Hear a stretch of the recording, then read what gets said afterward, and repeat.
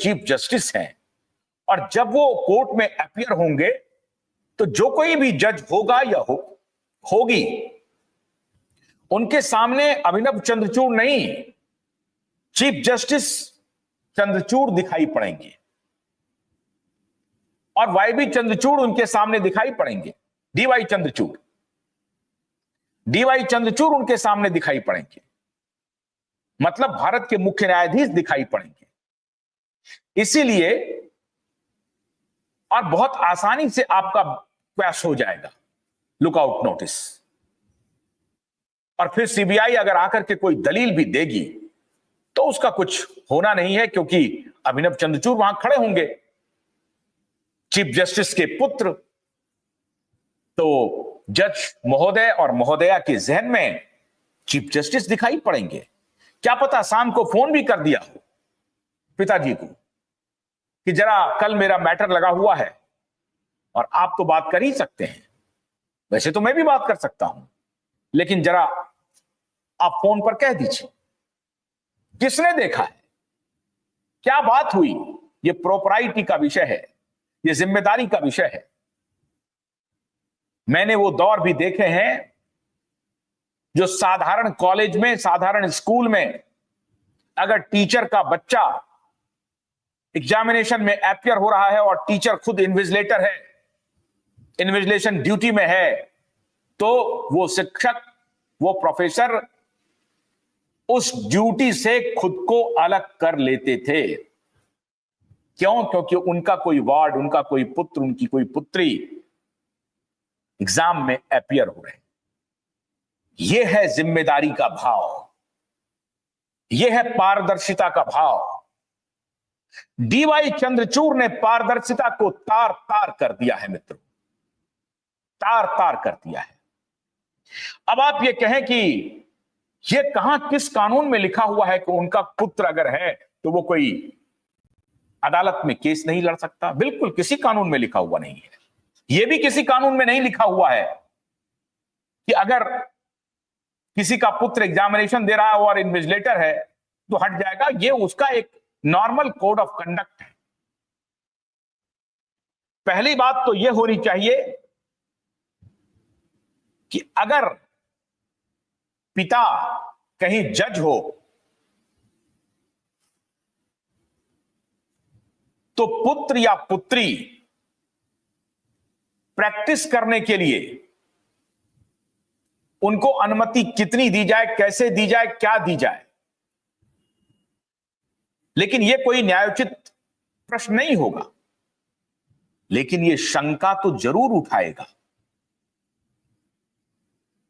अब ये सारी बातें संयोग नहीं हो सकती हैं।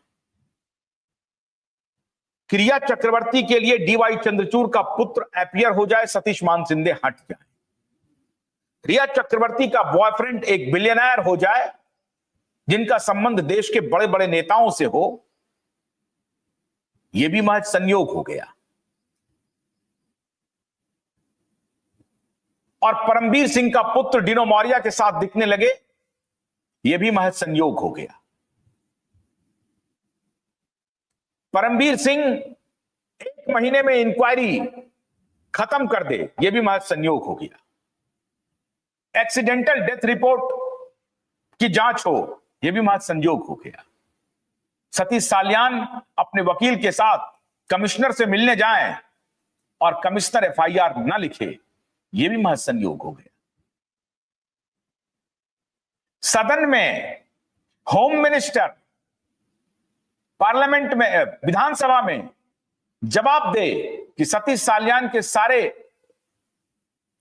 जो कंप्लेन है उसका कॉग्निजेंस लिया गया है, लेकिन कॉग्निजेंस पर कोई बाकी कॉग्निजेंस नहीं हो, एग्जीक्यूशन नहीं हो, यह भी एक संयोग है।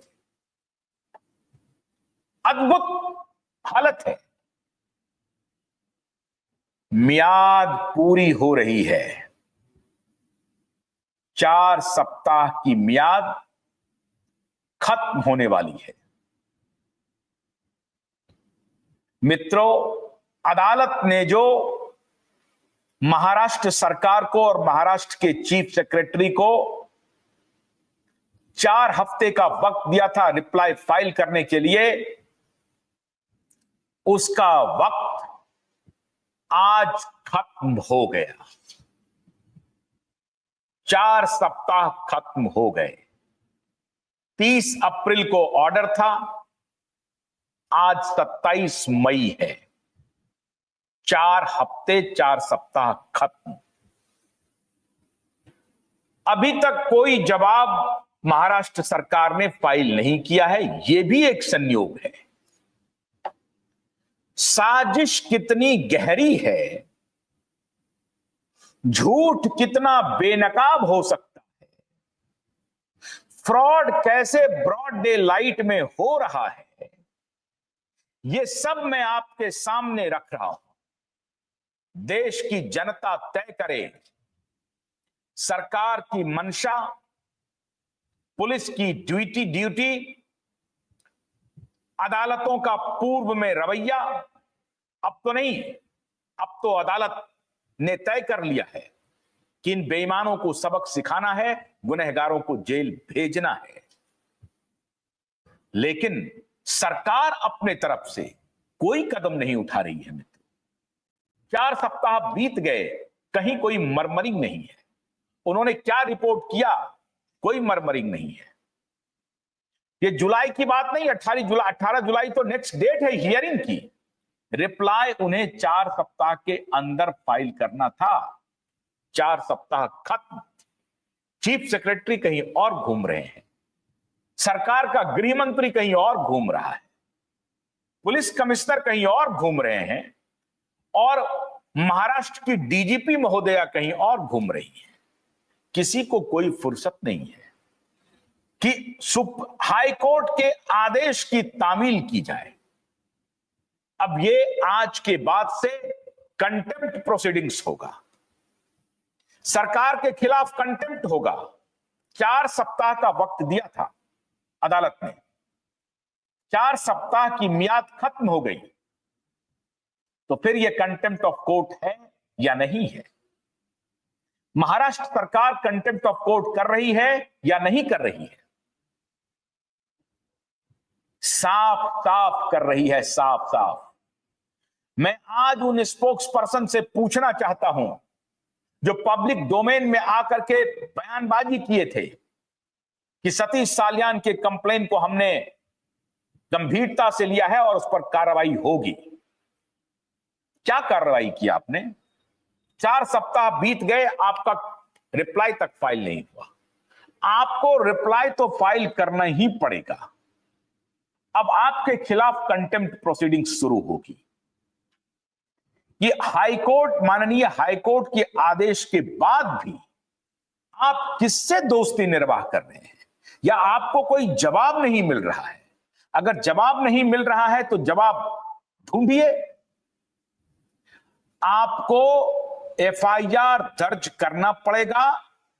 आदित्य ठाकरे, सूरज पंचोली, डीनो मौर्य, इनको गिरफ्तार करना पड़ेगा।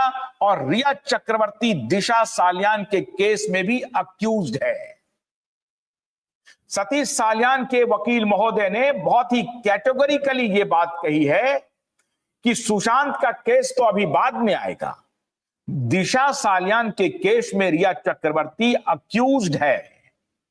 रिया चक्रवर्ती को भी गिरफ्तार करना है। लेकिन रिया चक्रवर्ती के पीछे तो बड़ी बड़ी शक्तियां लगी हैं।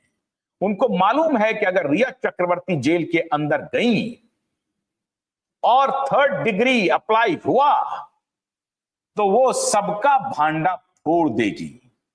बड़े बड़े सफेद पोश नंगा हो जाएंगे, उनका बुर्का उतर जाएगा, उनका पर्दा उठ जाएगा। ये जो पर्देदारी चल रही है ना, ये जो राजदारी और पर्देदारी चल रही है, ये पर्देदारी भी खत्म हो जाएगी, राजदारी भी खत्म हो जाएगी। और जो जो राजदार हैं उसके राज बाहर आने वाले हैं मित्रों। इसलिए किसी और को नहीं, रिया